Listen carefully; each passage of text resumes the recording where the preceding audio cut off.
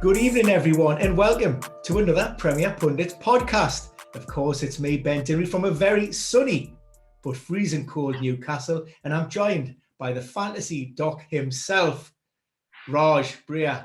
How are you, my friend? Good. How you doing?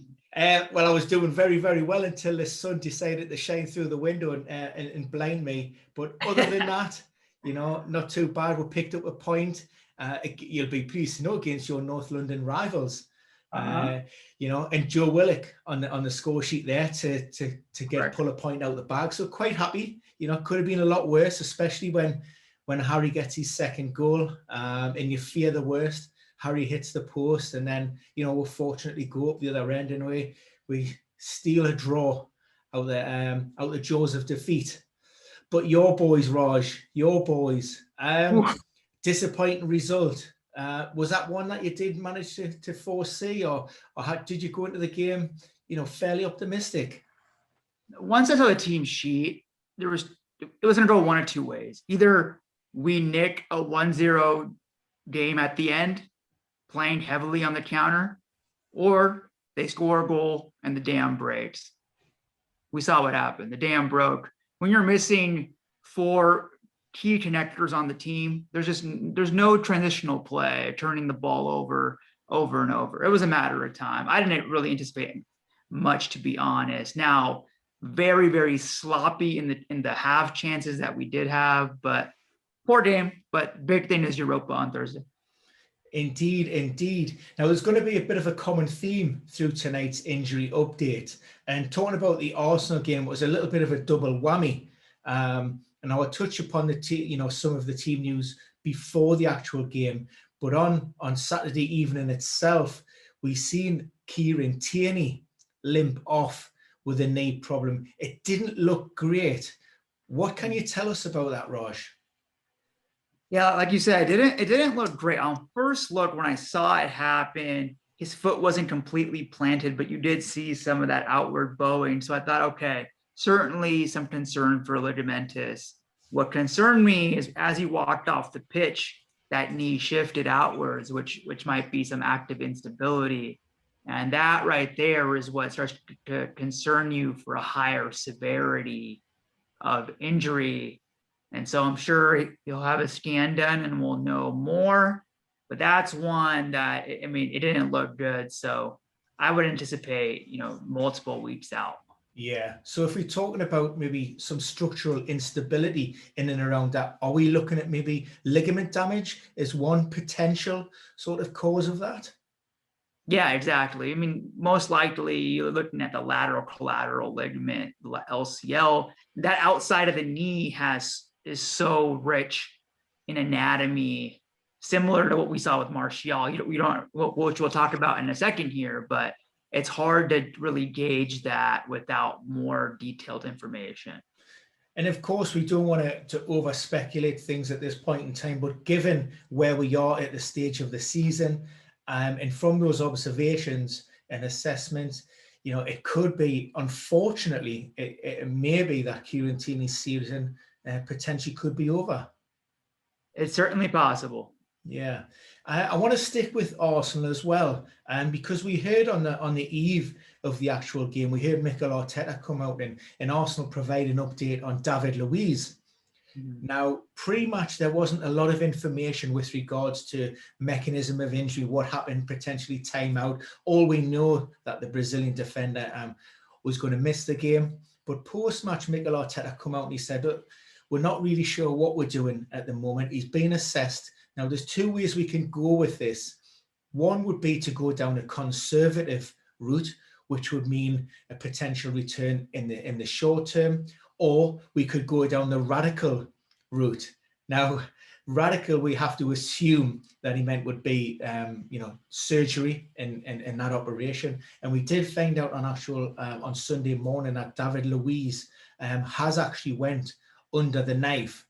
Now, they didn't go as far as to say that David Luiz would miss the remainder of the campaign, which suggests it could be maybe within that 4 to 6 week time frame. But looking at that, and again, I know it's difficult, but from what we know in terms of, well, if it was borderline conservative in surgery, what sort of injury could we potentially be talking about here? This sounds like it's meniscus related. That's my guess. So James Bench, who works for CBS Sports, reported, that it's potentially cartilage. That's what he's heard. And so based on everything you described about being on that borderline with the meniscus, sometimes you're just trying to figure out, okay, can this potentially be asymptomatic at some point? Do we have to go in and trim it? My guess is the team thought, okay, if we're conservative and this still lingers for a couple weeks and then we have the procedure, he has no chance of coming back this season. But if we just go in and trim it, if it is the meniscus and he's back in, say, 4 weeks, right, he still had, or that 4 to 6 week timeline, there's a chance for him to come back potentially this season. So that would align with the meniscus trim, partial meniscectomy. Yeah, and for me, this is where other factors start to come into play, particularly at this stage of the season. I think what I would suggest is, in terms of league in the Premier League, I pretty much see Arsenal treading water between now and the end of the season. Focus will shift onto the Europa League and hopefully maybe winning that, which would take them into Champions League. And for me, if it's just a case of the Premier League, I don't think we'd see David Luiz back. But if Arsenal managed to progress in the Europa through those phases and as maybe potentially get to the final, then I think that's something that he will look to maybe return for and hopefully get a couple of games under his belt. Otherwise, it'll be sit back, let's get a good pre-season under my belt, no need to rush things, and we'll take it from there. Yep, 100% agree. Yeah. You mentioned before as well, you touched upon it with Anthony Martial at Manchester United. Again, he's another player who's picked up a knee problem, and it looks as if he could miss the remainder of the season. Now, Ollie was a little bit more forthcoming with information, and he referenced Martial's injury as a knee ligament sprain that he picked up with the national team. So is that meniscus related, or would that be something else? It's typically that. I mean, there might be some meniscus irritation when you take a jarring hit like he did. It was contact from what I remember originally reported as a lesion to the fibular head.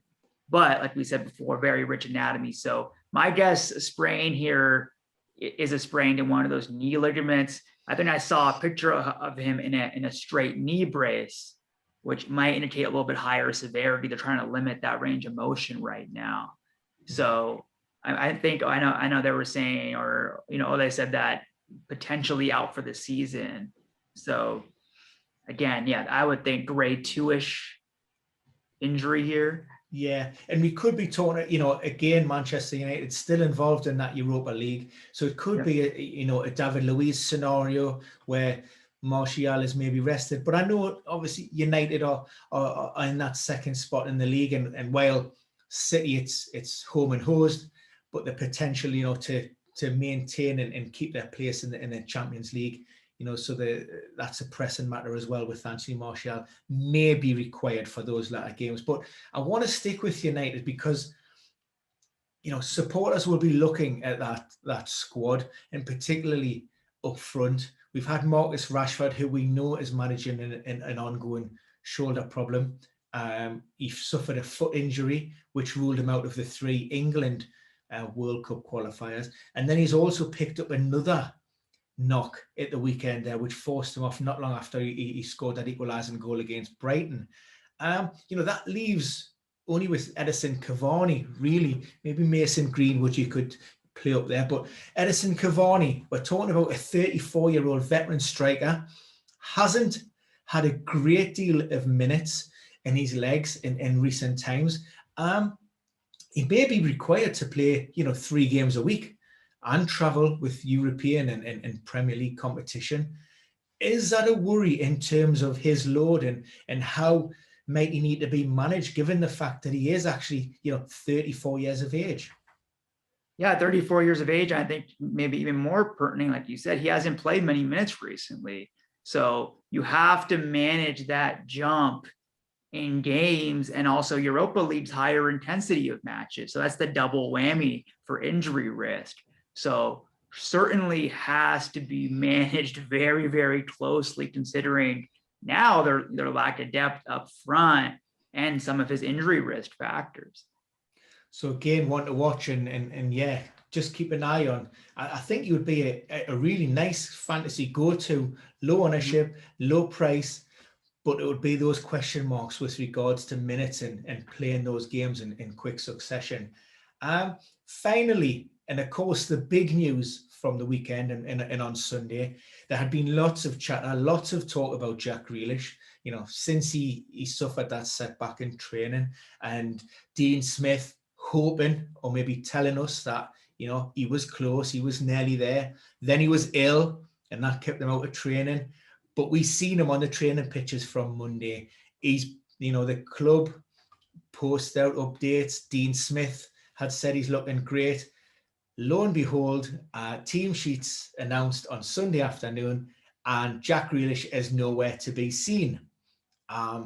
Pre-match reports, Dean Smith come out and he said, Jack complained of a little bit discomfort, so we took the decision to pull him out, and we've got to manage him, quite carefully.